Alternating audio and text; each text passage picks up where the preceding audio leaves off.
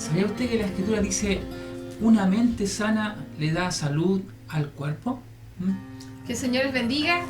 Bienvenidos a todos y estamos en el capítulo 14 del libro de Proverbios y vamos a seguir esta enseñanza, lo que nos dice hoy día nuestro Señor y lo que nos sigue corrigiendo, lo que nos sigue encaminando, lo que nos sigue alumbrando, lo que quiere seguir cambiando, dándonos a entender para nosotros someternos a esta palabra y así nuestra vida sea dirigida y bajo la mano del Señor. Oramos. Señor, gracias por este tiempo. Así es. Agradecido de la nueva oportunidad, Señor, de seguir aprendiendo de tu palabra. Así es, mi Señor. Gracias por cada uno de mis hermanos y Muchas hermanas que gracias. nos pueden escuchar, Señor. Sí, Señor. Que tu iglesia siga creciendo y siga avanzando, Señor, en el conocimiento, en toda la vida que es la de nuestro Señor Jesús. Gracias, Padre, gracias por este tiempo en el nombre de Jesús. Amén y amén. Amén. El capítulo 14 del libro de Proverbios y el verso 1 dice: la mujer sabia edifica su casa, mas la necia con sus manos la derriba. Esta otra versión de actual dice: la mujer sabia une a su familia. Es verdad que una casa dividida no puede prevalecer, ¿cierto?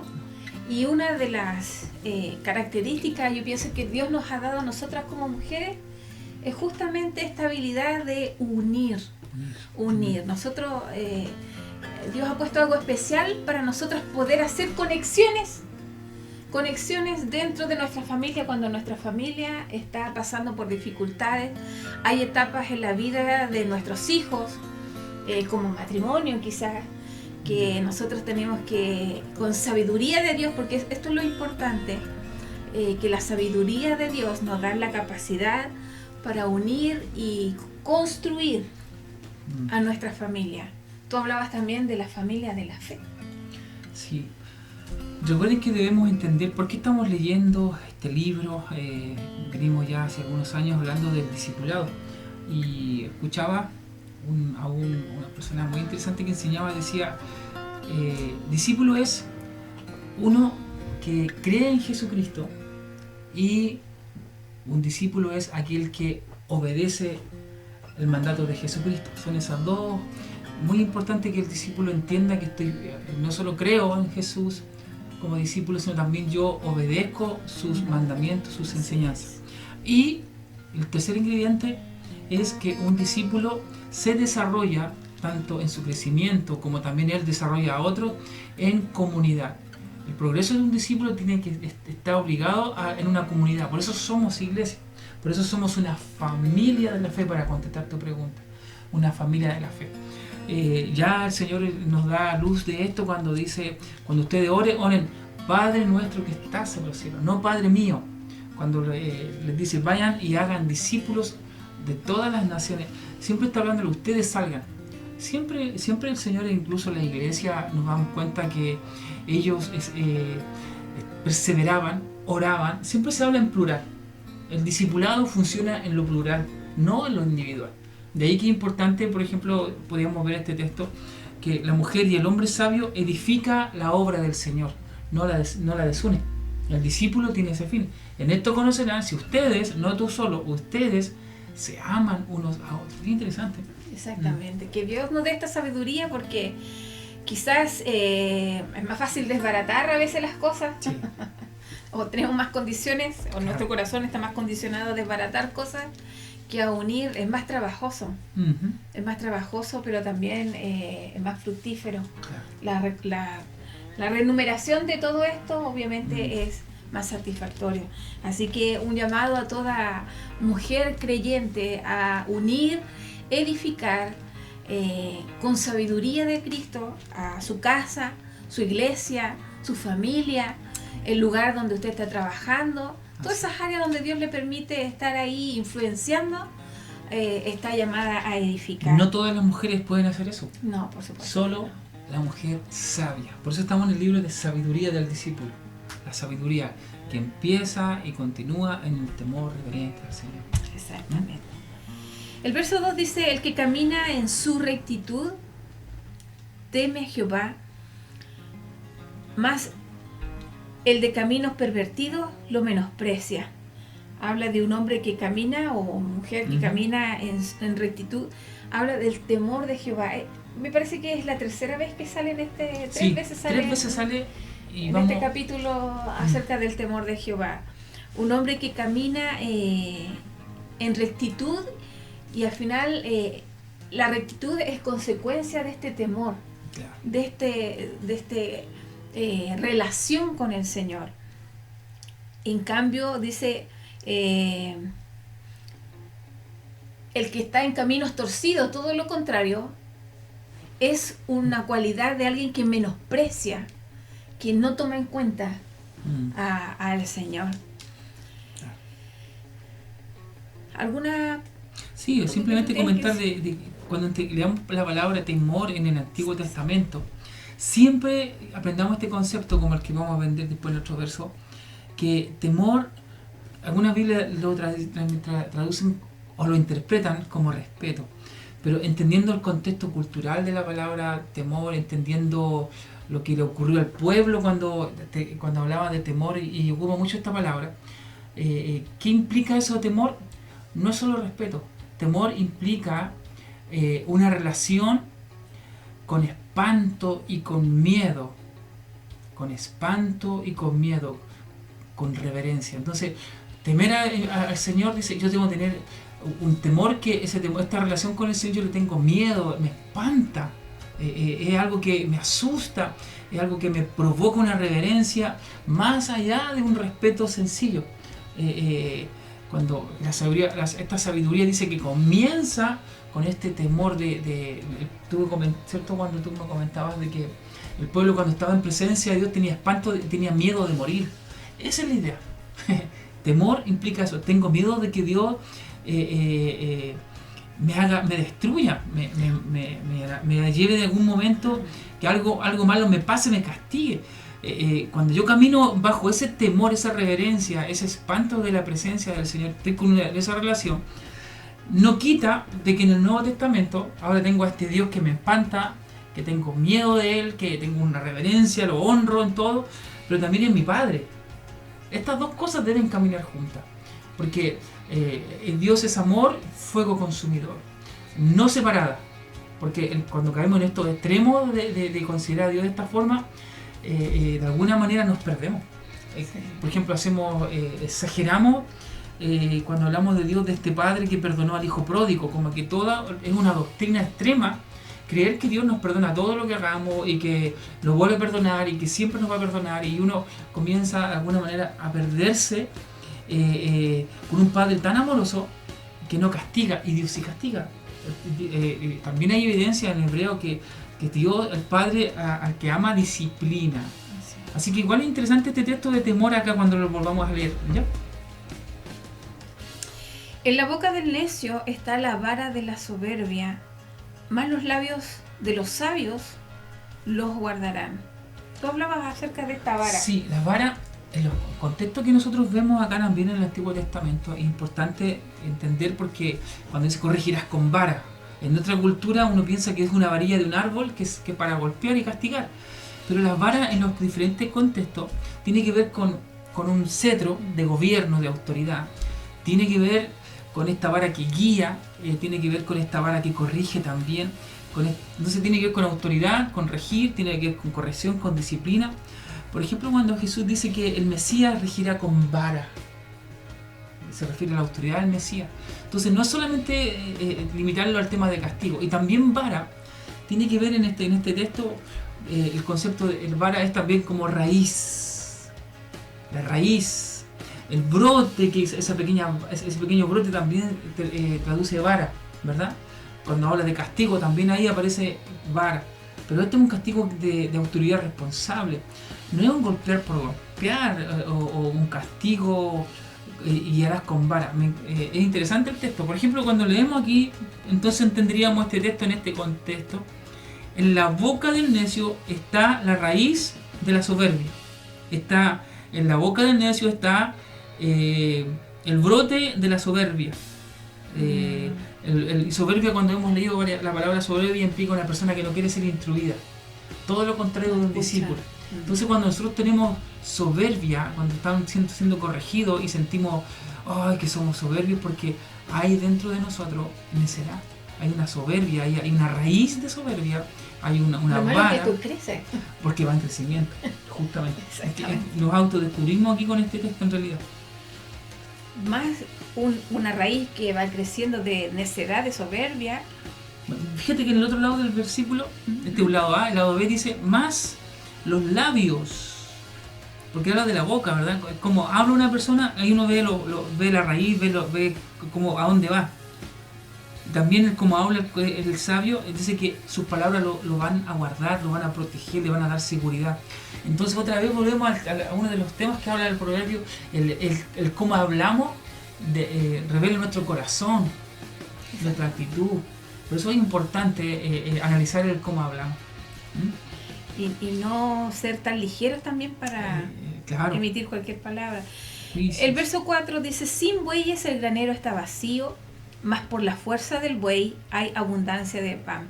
Es distinto trabajar solamente la mano de un hombre que trabajar con animales. El animal te ayuda bastante para tener un mayor provecho, Claro. sacarle, rendir a una tierra, ¿cierto? Así es, sin bueyes el granero está vacío, más por la fuerza del buey hay abundancia de pan. Puede atribuirlo un poco a cómo administramos, cómo invertimos. Claro que sí, de todas maneras. ¿Por qué? Porque ahí habla granero vacío. Granero entendemos que es el lugar donde se guarda el fruto del trabajo.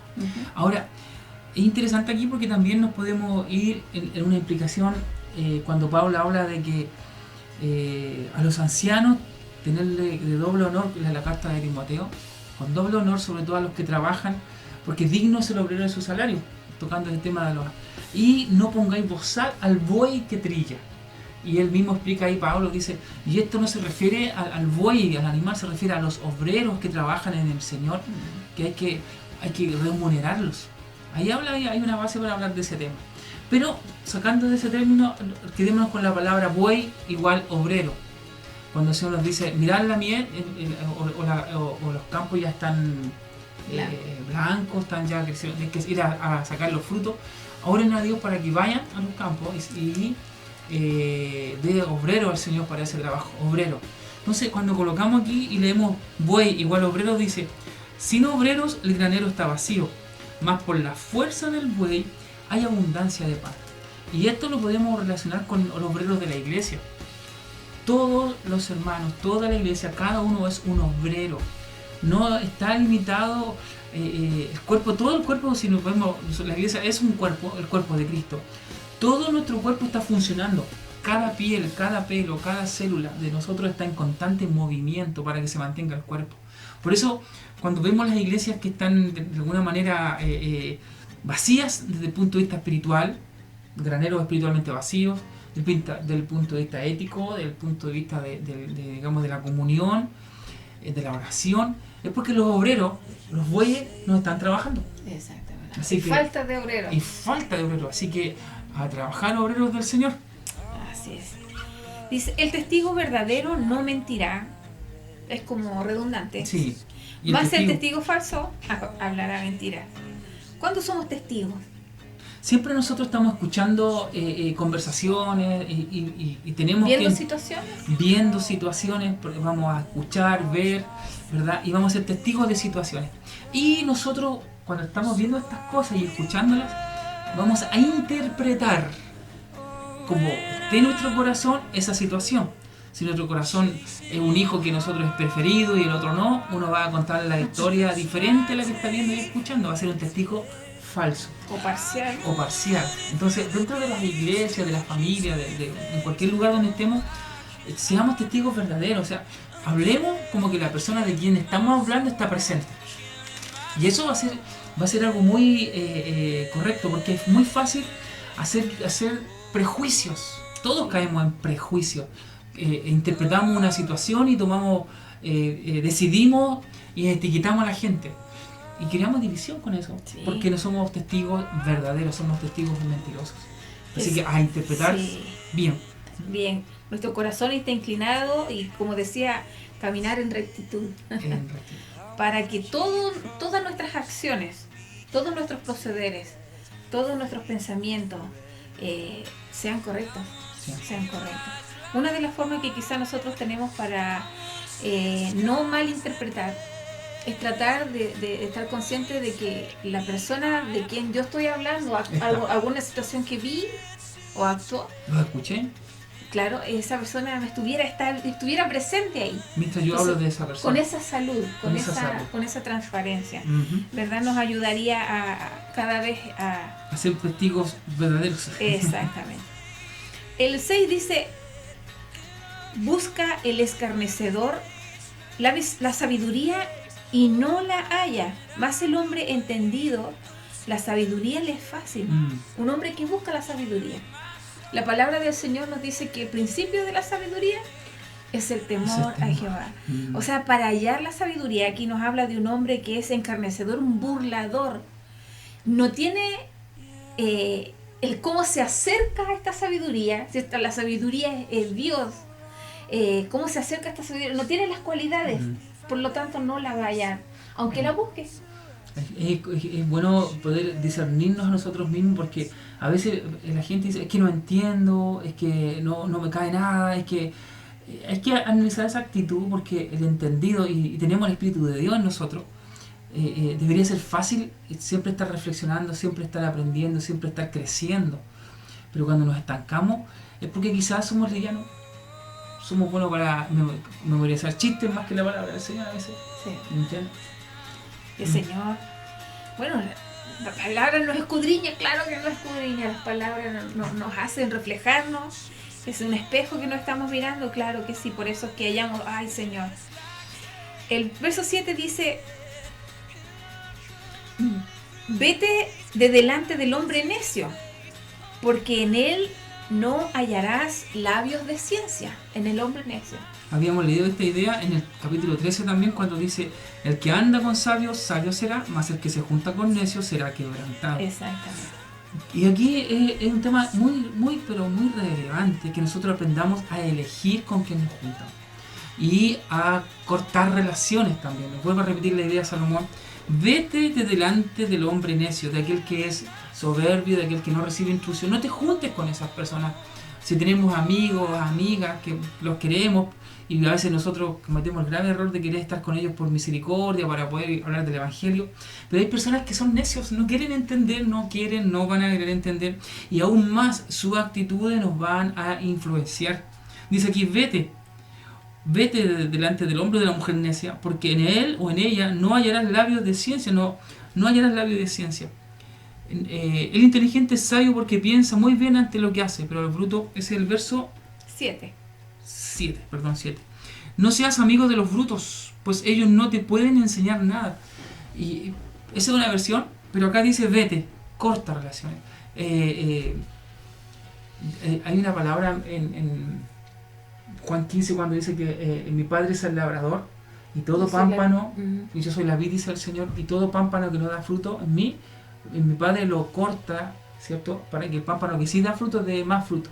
Imagínense esta filosofía de cortar, de sacar personas de mala influencia para nosotros y quedarnos con la buena influencia. Nos cuesta mucho en realidad hacer eso, porque sí, a veces nos sentimos hasta más misericordiosos que el Señor. Sí.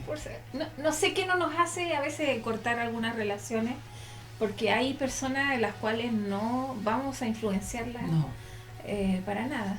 Ellos han decidido. Han decidido, claro. El verso 8 dice, la ciencia del prudente está en entender su camino, mas la discreción de los necios... Indiscreción, de los necios, es engaño. Ay, Señor, ¿qué vemos en este versículo? Nosotros tenemos que tener claro que tenemos una identidad. Nuestra identidad es ser y llegar a ser Cristo. Eso es entender nuestro camino. Claro, eso es entender nuestro camino, entenderlo. Y propósito, ¿hacia dónde vamos? ¿Hacia dónde nos encaminamos? ¿Cuál es la meta? Entonces, yo sé que soy un discípulo de Él, estoy para creer en Cristo, obedecerlo, y para creer fe y obediencia, y también para desarrollarme en una comunidad. No soy lo que la gente dice de mí, no soy lo que yo mismo creo de mí, sino soy lo que el Señor quiere que yo sea, lo que no tengo que ser y lo que sí tengo que ser. Por eso es muy importante, porque este versículo nos contesta esta pregunta: ¿quién soy y hacia dónde voy? Y es una pregunta existencialista que muchas veces la gente cae en depresión por no saber contestarla, porque la sociedad, la familia, el lugar donde se reúne muchas veces le dice lo que tiene, quién es y a dónde tiene que ir, separado de la Escritura, separado de Cristo. Así que Cristo a nosotros finalmente, Él nos dice qué identidad tenemos y nos dice el destino que tenemos. Es una ciencia prudente. Es una ciencia prudente. Ciencia prudente, entonces. Que dice más: la indiscreción de los necios es engaño. Aquí dice: pero el tonto vive engañado por su propia estupidez. Uh-huh. Pasamos al verso 9. Dice: los necios se mofan del pecado, mas entre los rectos hay buena voluntad. Hay gente que nunca va a pedir perdón por sus pecados, claro, sino que al contrario, se ríen porque a lo mejor no lo pillaron, porque a lo mejor salió bien librado. No piden perdón por sus ofensas. Es muy importante porque siempre pensemos esto: esta Biblia está escrita para un pueblo, ¿verdad? Salomón le estaba hablándole a un pueblo creyente que tenía relación con la Escritura, ¿verdad? Y a nosotros nos habla porque somos su iglesia, que también tenemos relación con su Escritura. No es algo que está hablando del mundo de afuera, es a nosotros nos dice esto, ¿verdad? Hay tontos, hay necios dentro de nuestra iglesia, de nuestra familia, que son creyentes, sí los hay. Cometen errores y no se arrepienten, no piden perdón. Los hay, ¿verdad? Los hay. Pero dice: entre los rectos hay una buena voluntad. Bendito el Señor que podamos no perder esa humildad de reconocer nuestros errores. Como dice el Salmo. El corazón conoce la amargura de su alma y extraño no se entremeterá en su alegría. ¿Esta otra versión? Ya. Nadie más que tú conoce realmente tus tristezas y tus alegrías. Sí, así es. La casa del impío será asolada, pero florecerá la tienda de los rectos. Hay caminos que al hombre le parecen derechos, pero su fin es camino de muerte. Un texto bastante conocido es ese, ¿cierto? Sí. Caminos. ¿Qué camino estamos siguiendo nosotros? ¿Nuestros propios caminos? ¿Y a dónde nos va a llevar eso? Es importante, Señor, orar. Yo creo que estoy viendo a dónde voy. Señor, ¿tú estás de acuerdo? La palabra del Señor nos dice: escudriñemos nuestros caminos y volvamos a Jehová. Por eso que a nosotros hay... ¿Dónde se tuercen? ¿Dónde? ¿En qué momento se tuercen a veces nuestros caminos? Porque nos parecen correctos. Parece que porque hay prosperidad, nos va bien, se ve todo ordenado. Es importante discernir porque en oración analizar con la Escritura, porque a veces perdemos años creyendo que estábamos haciendo lo que es correcto y no lo era. Qué triste, Señor. Aún la risa tendrá dolor el corazón y el término de la alegría es congoja. De sus caminos será hastiado el necio de corazón, pero el hombre de bien estará contento con el suyo. ¿Qué podemos decir de esos textos? Aquí al verso 13 sí. Habla... La depresión se oculta con la risa, pero al final reaparece la tristeza. Sí, que muchas veces podemos dar risa a nuestro hablar, pero en el fondo hay tristeza. Y bueno, Dios tiene que tomar dominio y control de todo nuestro sentir. Y no dejarnos arrastrar muchas veces por las congojas, las tristezas. Las depresiones. Las depresiones, exactamente. Hoy en día eso es normal. Tan normal, de verdad. Todo lo que hemos pasado, de verdad que nos ha acongojado mucho no ver a nuestra familia, pasar situaciones difíciles, pero por sobre todo eso está nuestro Señor. Amén. Por sobre todo eso está esa fuente de paz que nos proporciona Dios a nuestra vida. Amén. Pueden haber momentos de tristeza, sí, lloramos, sí, nos sentimos vulnerables, sí, pero no dejarnos envolver y arrastrar por esa tristeza. Amén. El simple todo lo cree, mas el avisado mira bien sus pasos. El sabio teme, aquí de las 4 veces que aparece teme, el sabio teme y se aparta del mal, mas el insensato se muestra insolente y confiado. Hay que tener muchas veces nosotros la imprudencia. No, si a mí no me va a pasar nada. No, sí. Si yo voy aquí nomás, le echamos. Dice, el que fácilmente se enoja hará locuras. El hombre perverso será aborrecido. Los simples heredarán necedad, mas los prudentes se coronarán de sabiduría. Los malos se inclinarán delante de los buenos, y los impíos a la puerta del justo. El pobre, eso, hasta ahí hay unas, ¿qué ideas podemos ver ahí en este verso? Habla acerca del enojo, versículo 7, el enojo, lo que fácilmente se enojan al punto de hacer locura. El 30 dice, no, perdón, el 29, el que tarda en airarse es grande en entendimiento, más el que es impaciente de espíritu enaltece la necedad. El enojo, como dice, no obra la justicia de Dios. No obra la justicia de Dios, a la locura. Es importante porque a veces nosotros tomamos Efesios que nos dice que no se ponga el sol sobre vuestro enojo, y como que ya tenemos licencia, que sí, enojémonos todo este día y no te hablo y todo, y no hablamos nada porque justificamos nuestro enojo. Enojarse está mal y no lo podemos aceptar, está mal. Cada vez que nos enojamos vamos a actuar mal, haremos locuras, dice acá. Siempre el enojo es de alguna manera, me refiero a lo humano, a nuestra propia justicia, nos va a llevar a cometer graves errores. Muy malas decisiones. No enceguece la ira, sí. Por muy justa que uno crea que es, tomar malas decisiones. Por eso siempre tenemos que estar en combate, porque todos nos enojamos, todos nos enojamos. La idea es luchar hasta que lleguemos a ser como Cristo. Dice el texto, aprended de mí que soy manso y humilde de corazón, y haréis descanso para vuestras almas. Es un carácter de Cristo que debemos siempre, toda la vida, estar luchando para ser como Él, ¿verdad? Y nos cuesta. Nos cuesta. Pasan años, pero no perseveremos, no renunciemos. No, si yo soy así, si mi abuelita se enojaba, mi mamá se enojaba, pero yo voy a seguir no, dejemos que la parentela nos haga nuestra identidad. No, cuidado con eso.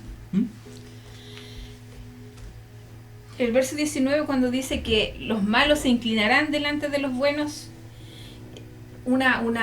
Dios siempre va a premiar lo bueno, lo recto, siempre va a estar al frente esas personas. A veces se tarda, pero llega. Exactamente. Y habla acerca de las otras personas. Los otros siempre van a estar en un rango menor. Inclinados, aquí habla. Uh-huh.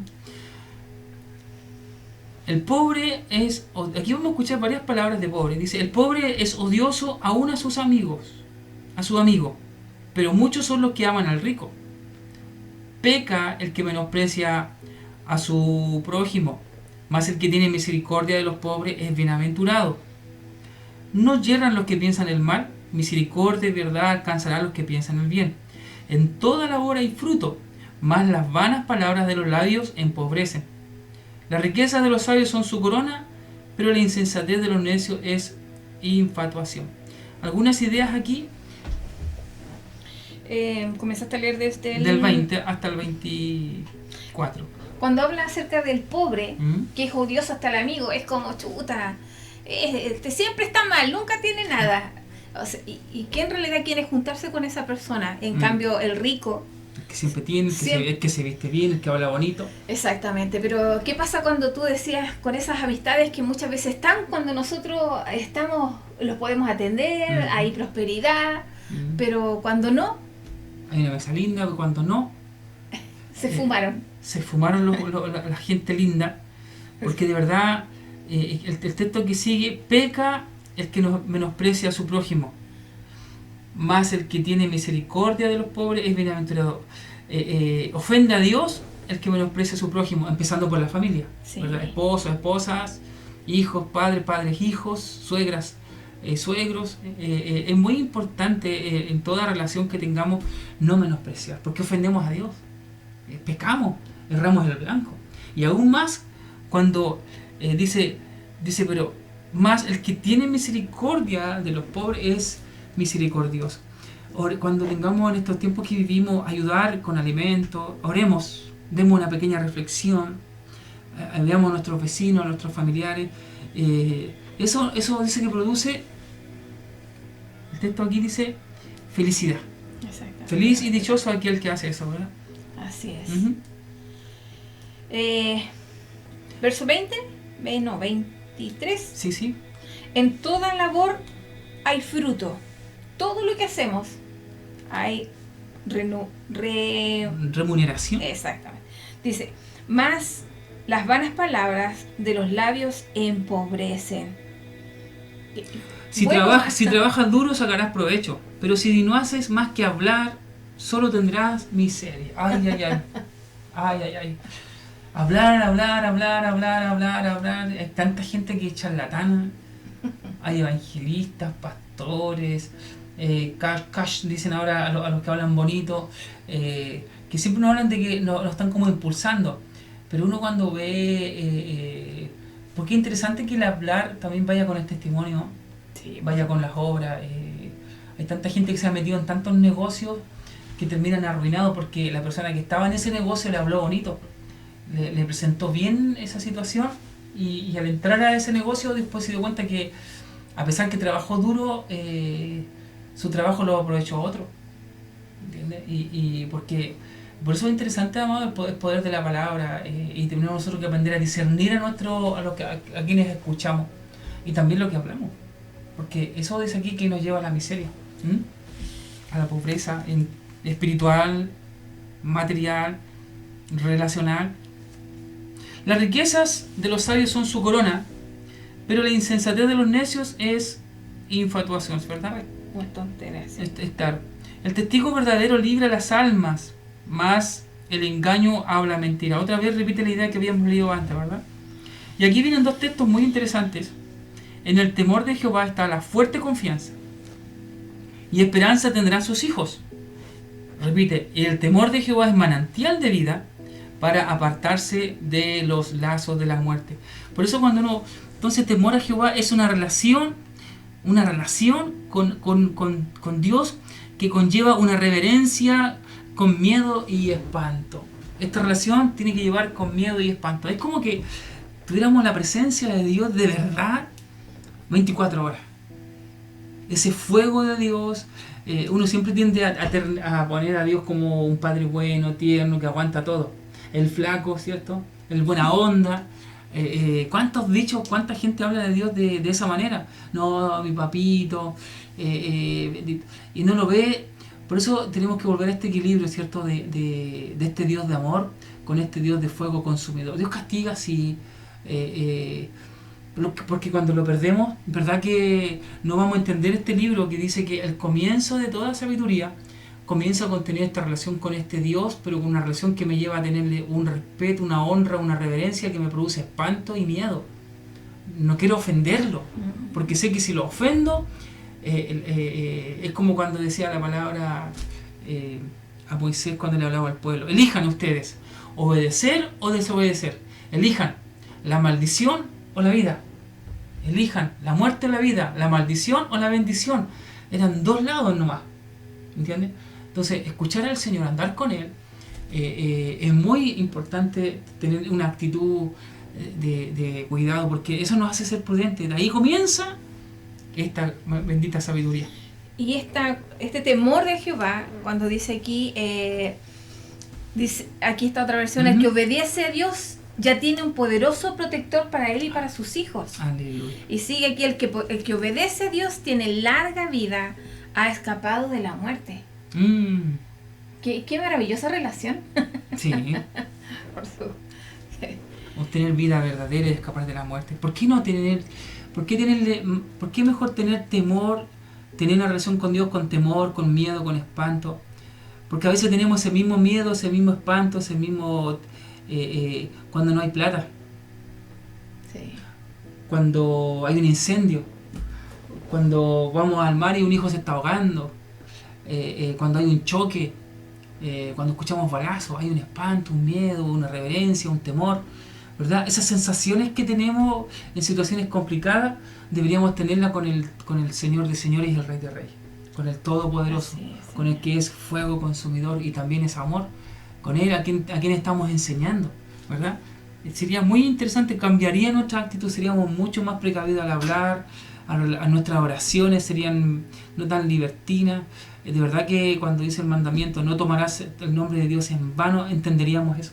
Sí, hemos perdido, se ha perdido la esencia de verdad de lo que Dios significa, de esta relación con el Señor, sí, de este temor reverente. Nuestra cultura no entiende, no siente reverencia, ni ve autoridad, no hay respeto por nada, por nadie. De hecho, nuestra cultura, como tú acabas de decir, tiene a Dios en un templo y después del templo estoy yo. Sí. Y yo soy Dios. Mis decisiones, mi voluntad, mis deseos son Dios. Porque si Dios de verdad fuera omnisciente, omnipotente, andaría conmigo en todos lados, quemándome constantemente. Pero a veces vivimos ignorándolo en nuestro hablar, que Dios nos perdone en ese aspecto. Porque vivimos en una sociedad cada vez más irreverente, y esa sociedad ha sido producto de una iglesia irreverente, de una iglesia hipócrita, una iglesia que siendo la iglesia del Señor, ha perdido este temor reverente. Es que no lo conoce en realidad. Y es un tema de relación, y la relación lo lleva a conocer más a Dios. Donde hayan 2 o 3 congregados en mi nombre, yo estoy ahí en medio y dice, Dios está aquí.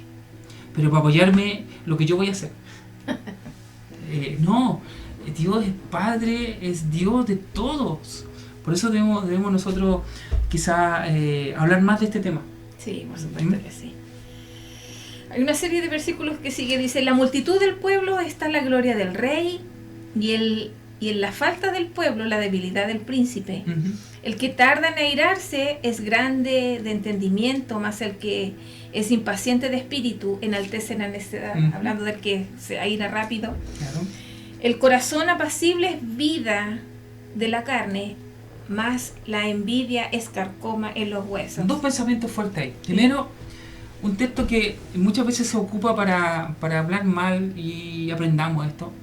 La iglesia que tienen pocos miembros versus las mega iglesias. Se dice que las iglesias que tienen pocos miembros no están con la bendición, y eso ha sido un clasismo que ha hecho daño y una pena, porque la Biblia nunca nos enseñó a tener iglesias numerosas, si bien de hecho habla de números, pero no es los números lo relevante, es enseñar a Jesucristo, enseñar su reino. Eso es el fin. No era ser exitosos con multitudes, porque finalmente esos 3.000 y esos 5.000 después fueron perseguidos. No existía un templo gigante ahí, la gente andaba bajo persecución.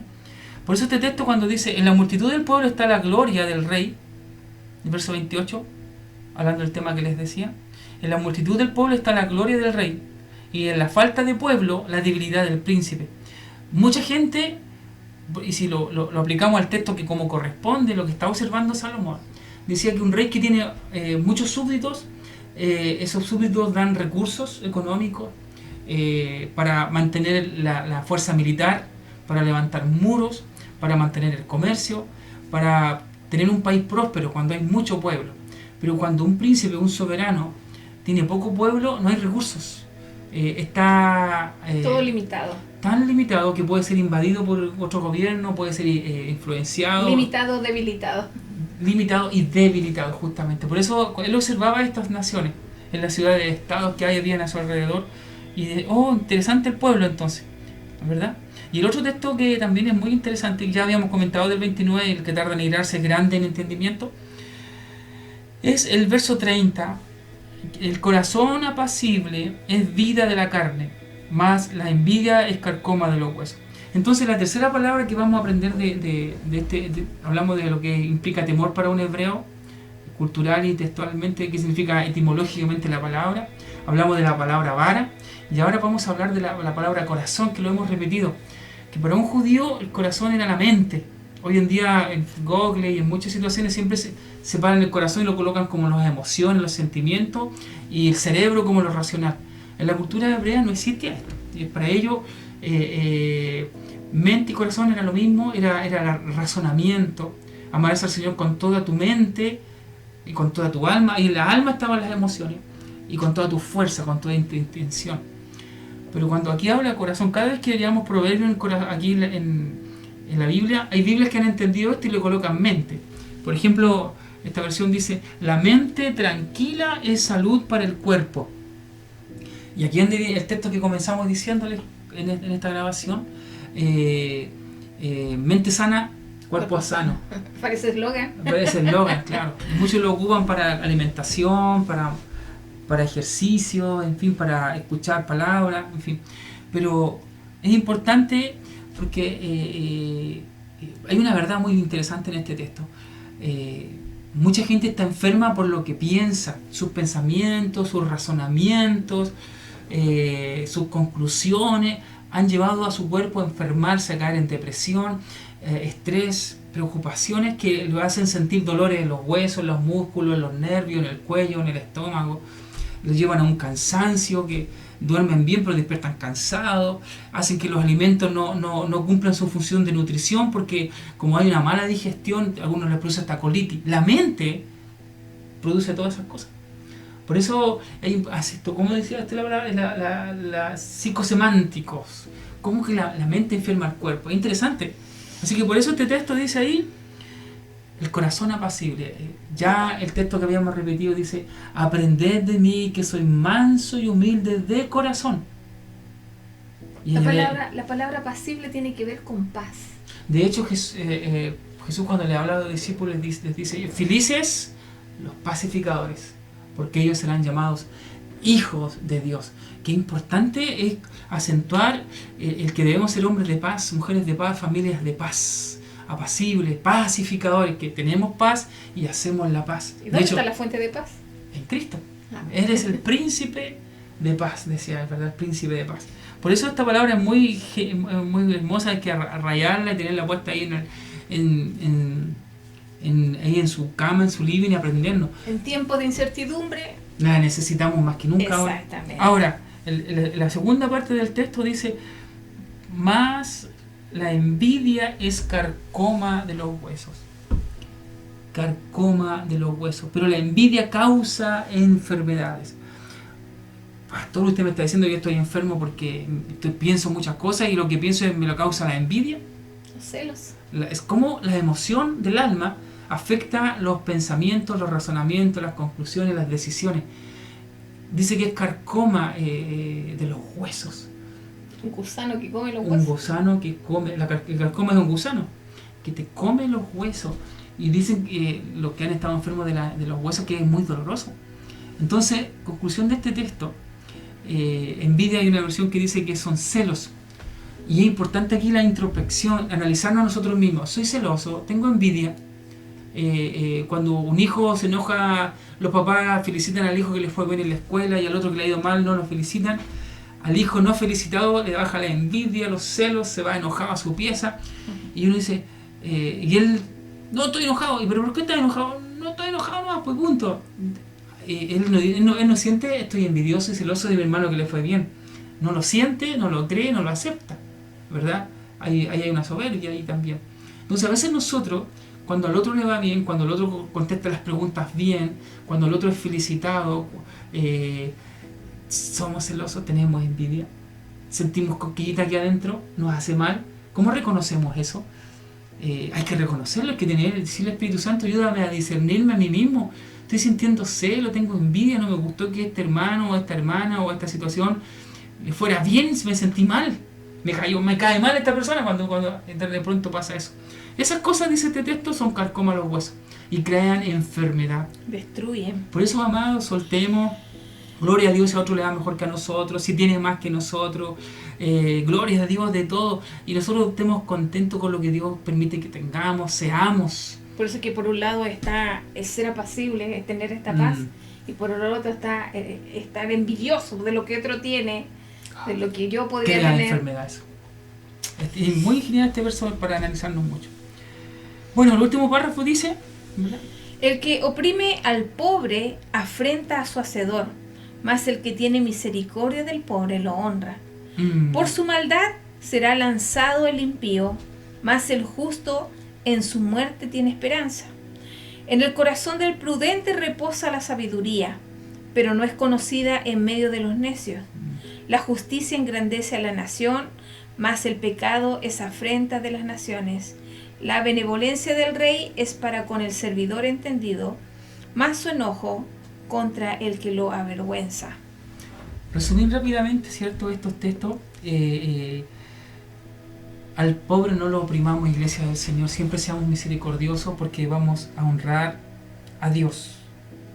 Al pobre, aquí dice, oprime al pobre, el que le roba, o si ustedes son jefes, tienen personas que tienen menos recursos, páguenle su sueldo como corresponde, a la hora, el día como corresponde. Hoy en día se ve esto más que nunca. Todas las leyes perjudican, y ahora con todo lo que ha estado pasando, la falta de trabajo, te hacen trabajar más horas, por menos sueldo. Entonces, hoy es algo terrible. La palabra del Señor dice que el que oprime al pobre afrenta al hacedor. Tengan paz aquellos que están siendo oprimidos, porque tienen a un Dios y un juez justo que va a salir por sí, ofender a Dios a causa de explotar a los pobres. El que explota al pobre ofende al Creador, pero el que le tiene compasión honra a Dios. Por eso, amado, bueno, dice las empresas no tienen sentimiento, pero los cristianos tenemos al Espíritu Santo. Sí tenemos sentimiento los empresarios cristianos, y debemos ser justos con los recursos que Dios nos pone ahí, a pesar de todo lo que están sufriendo también los empresarios cristianos frente al robo de sus locales, a las situaciones de comercio que tienen. Pero no por eso debemos ser injustos con aquellos que nos ayudan y son parte de la empresa. Cuidado, porque estamos haciéndolo contra Dios, a Él lo ofendemos. Lo otro que también es relevante acá es cuando habla de la nación. La justicia engrandece a la nación, darle a cada uno lo que corresponde, dice que engrandece a una nación, más el pecado es la afrenta de la nación. La justicia hace grande una nación, pero el pecado le causa vergüenza. Tenemos varias naciones que viven pecando. Ahora, una nación, y este texto muchas veces lo aplicaban los políticos evangélicos para su propia nación, está en un contexto que está hablándole a Israel, ¿verdad? Esa es la nación que no debe pecar, porque aún todas las naciones siguen ofendiendo a Dios con todas sus acciones. No es honrado Dios. ¿Qué nación honra a Dios? No hay una nación que de verdad tenga honra a Dios como debe ser. No hay. Entonces, bueno, y finalmente siempre vamos a entender, dice que el gobernante favorece al funcionario inteligente, pero descarga su ira sobre el incapaz. Eso es algo lógico en cuanto a, en nuestro caso, el tema del trabajo. Seamos correctos siempre. Repite mucho esta idea en cuanto a los compromisos que obtengamos nosotros con los jefes, con las empresas donde estemos.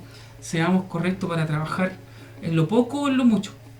Porque dice aquí, el enojo va contra aquellos que lo avergüenzan. Hay ira que a veces se desata sobre los que son incompetentes porque lo hacen. Hablan mal de la empresa, del jefe, de todo, y actúan mal. Benevolencia del rey, dice acá, es para con el servidor entendido. Necesitamos que seamos entendidos en el trabajo que hacemos. Siempre haciéndolo con excelencia, bien, pero va su enojo contra el que lo avergüenza. Hay que respetar las autoridades, hay que actuar correctamente con el jefe, Bueno, se nos viene el 15.